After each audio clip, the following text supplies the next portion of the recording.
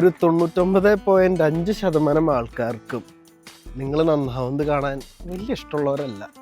കാരണം ഇന്നത്തെ ലോകം അങ്ങനെയാണ്, ഒരു സെൽഫിഷ് ലോകമാണ്. ചില നല്ല ആൾക്കാരും ഉണ്ട്, ഇല്ല എന്നൊന്നുമല്ല. പക്ഷേ നിങ്ങൾ പരമാവധി നെഗറ്റീവ് എനർജിയിൽ നിന്നൊക്കെ അങ്ങ് മാറി നിൽക്കുക.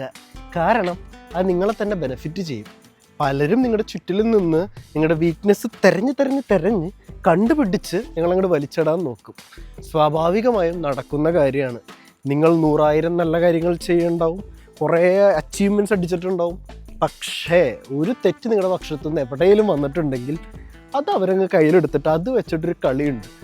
അപ്പം നിങ്ങൾ അതൊന്നും മൈൻഡ് ചെയ്യാതിരുന്നാൽ നിങ്ങൾക്ക് കൊള്ളാം. മൈൻഡ് ചെയ്താൽ നിങ്ങളെ തന്നെ ബാധിക്കും. നിങ്ങൾ എത്രമാത്രം നിങ്ങളുടെ ഗ്രാഫിനെ കയറ്റിയോ അതിങ്ങോട്ട് ഇറങ്ങി വരും.